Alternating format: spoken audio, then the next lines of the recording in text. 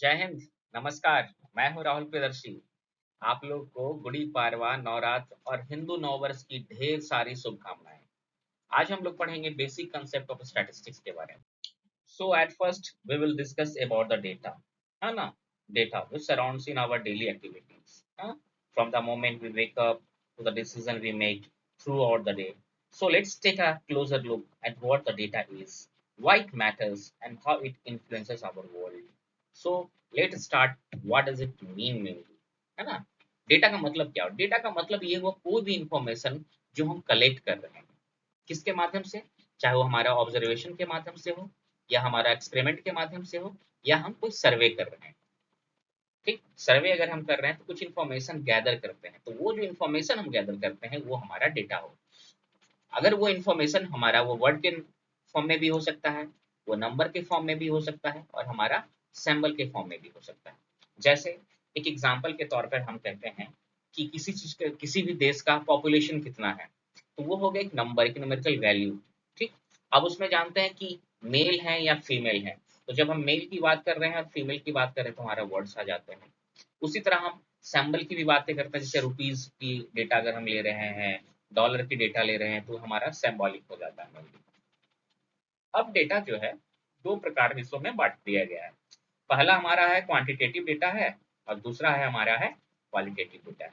ठीक है, पहला हमारा क्वांटिटेटिव डेटा और दूसरा हमारा क्वालिटेटिव डेटा। तो सबसे पहले we will talk about the quantitative data.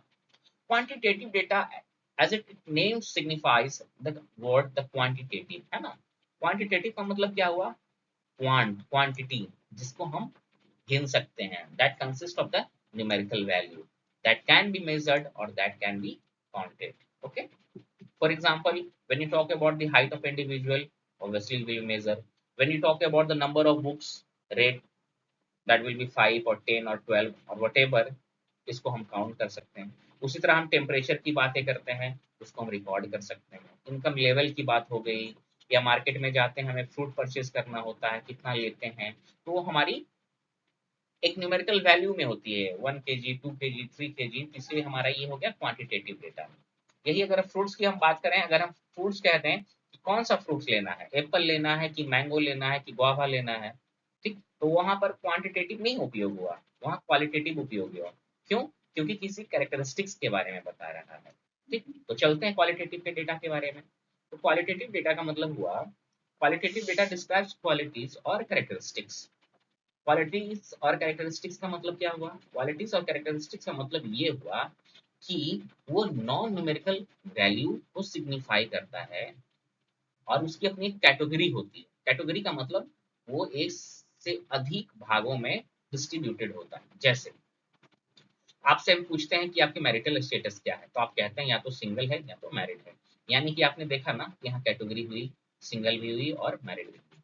हम पूछते हैं आपका टाइप्स ऑफ ट्रांसपोर्टेशन क्या लेते हैं, तो आप या तो कहते हैं कि हम बस से जाते हैं, या तो ट्रेन से जाते हैं, या बाईसाइकिल खुद से जाते हैं, या स्कूटर चला के हम चले जाते हैं.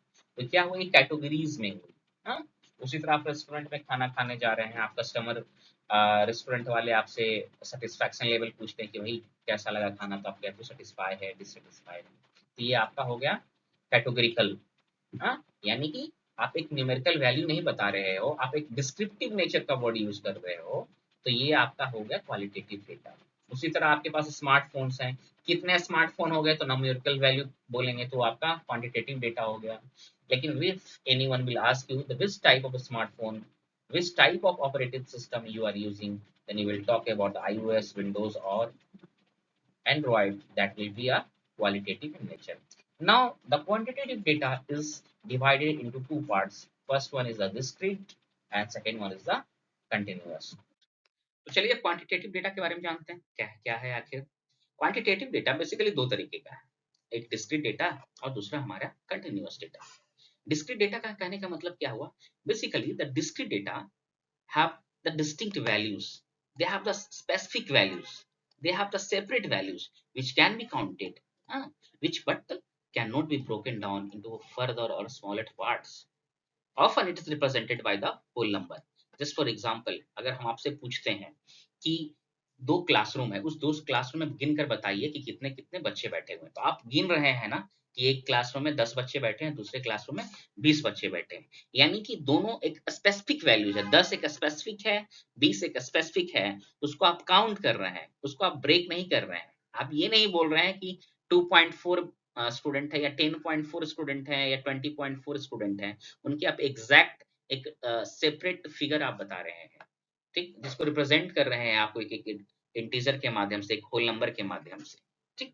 अगर हमको उसको ग्राफिकली रिप्रेजेंट करना है तो हम कॉलम चार्ट का इस्तेमाल करते हैं या हमारा बार चार्ट का इस्तेमाल करते हैं, जहां पर जो बार्स होते हैं that represent a separate category or the count.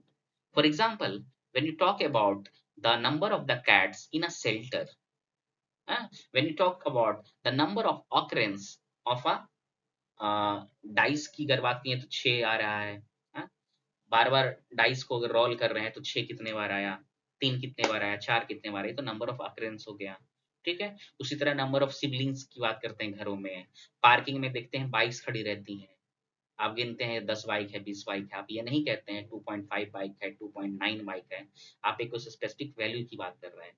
देखिए शेल्टर में बिल्लियां हैं, इसको काउंट कर सकते हैं कितने बिल्ली हैं, 1 है, 2 है, 3 बिल्ली हैं। अगर हम इसका ग्राफिकल रिप्रेजेंटेशन करें, एक डेटा लें किसी पर्टिकुलर ईयर का, हमने बना दिया है जनवरी से लेकर के दिसंबर तक का, कि जनवरी में कितने कैट्स थे, फरवरी में कितने कैट्स थे, तो हम देख रहे हैं ना कि ये जो बार है इनकी जो हाइट है ये बता रही है नंबर ऑफ कैट्स के बारे में, ठीक। तो जनवरी में कुछ और है, उसी तरह हर मंथ में कुछ और डेटा हम देख रहे हैं, है? सबसे ज्यादा हम कहाँ देख रहे हैं, जुलाई में देख रहे हैं कि सबसे ज्यादा शेल्टर में कैट्स पाए गए।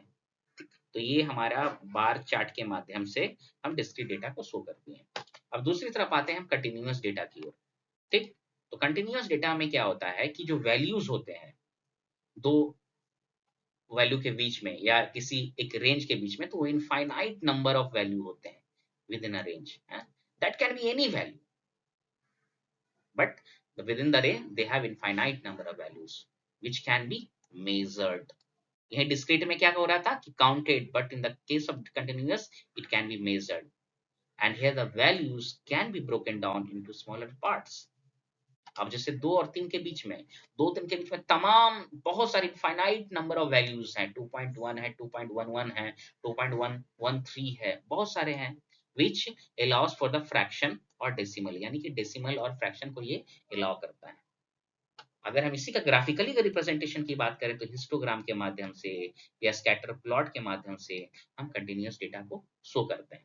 एग्जाम्पल, जैसे हमने कहा कि इसको मेजर करते हैं, तो मेजर किस चीज के करते हैं, हाइट की मेजर करते हैं, मेजरमेंट होती है हमारा, वेट की मेजरमेंट होती है, टेम्परेचर की होती है, टाइम की होती है।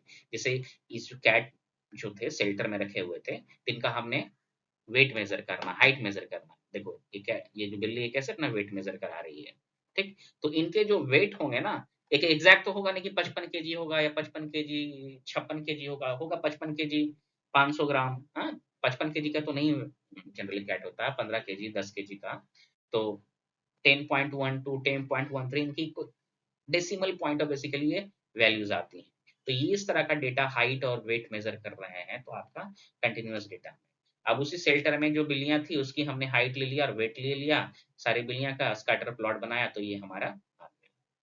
देख रहे हैं आप, इनकी अलग अलग वैल्यूज हैं, किसी बिल्ली की अपनी हाइट होगी और वेट होगी, बहुत सारी बिल्लियां थी उसका एक स्कैटर प्लॉट बना लिया, यानी कि कंटिन्यूअस डेटा में आप स्कैटर प्लॉट का इस्तेमाल करते हैं, ठीक है।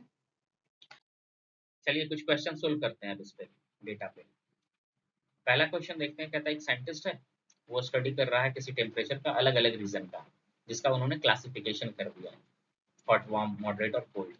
किस तरीके का डेटा है, क्योंकि क्लासिफिकेशन भी हो चुका है, ये कैरेक्टरिस्टिक्स बता रहा है, तो ये आपका क्वालिटेटिव डेटा हो गया। दूसरा क्वेश्चन है, कंपनी डेटा गैदर करती है कंट्रोल क्वालिटी कंट्रोल 6 डिपार्टमेंट से कि कितने नंबर ऑफ प्रोडक्ट जो होंगे डिफेक्टिव है। यहाँ नंबर ऑफ डिफेक्टिव प्रोडक्ट की बात आ गई, तो ये हो गया क्वांटिफिकेशन यहाँ कर रहा है, यानी क्वांटिटेटिव डेटा हो गया। एडिशनली अगर हम बात करें तो उस जो नंबर बताएगा, जो वैल्यू बताएगा वो डिस्टिंक्ट होगा, एक स्पेसिफाइड वैल्यूज होगी, यानी कि वो डेटा डिस्क्रीट भी रहेगा, ठीक। उसी तरह अगला क्वेश्चन है, कहता है किसी स्टेटमेंट पर क्या एग्रीमेंट है किसी स्केल के आधार पर, तो ये बताइए ये डेटा कैसा है। तो पहली बात तो स्केल दे दिया गया है, यानी कि 1 to 5 में से मेजर करना है, यहाँ पर क्वांटिफिकेशन हो चुका है, तो सबसे पहले तो ये क्वांटिटेटिव डेटा है। दूसरी बात क्या है कि 1 to 5 में से ही कोई एक स्पेसिफाइड वैल्यूज को सेलेक्ट करना होगा, यानी कि वो एक डिस्टिंक्ट वैल्यू होगा, तो यानी कि वो मतलब वो क्वांटिटेटिव और आपका डिस्क्रीट डेटा हो जाएगा। अगले क्वेश्चन में बढ़ते हैं। कहता है एक रिसर्चर डेटा कलेक्ट करता सिबलिंग्स पे, तो नंबर ऑफ सिबलिंग्स क्या होते हैं, क्वांटिटेटिव इन नेचर होते हैं, उसको काउंट कर सकते हैं, डिस्टिंक्ट वैल्यूज रहेगी, तो ये भी हमारा हो जाएगा क्वांटिटेटिव एंड डिस्क्रीट डेटा। ठीक। अब आते हैं इंपॉर्टेंट क्वेश्चन एसर्शन और रीजन बेस्ड। अब एग्जाम में इस तरीके के क्वेश्चन पूछना शुरू कर दिया है। हाल में ही अगर हम देखें तो DSSB के स्टैटिस्टिकल असिस्टेंट के एग्जाम में भी ये क्वेश्चन पूछा था। ठीक।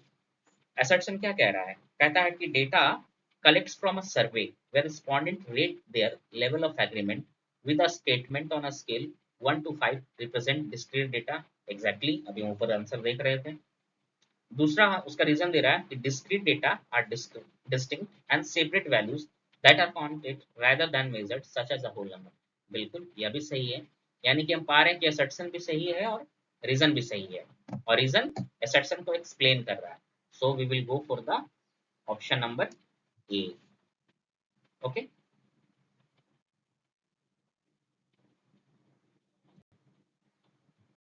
आज के लिए इतना ही, मिलते हैं नेक्स्ट वीडियो में।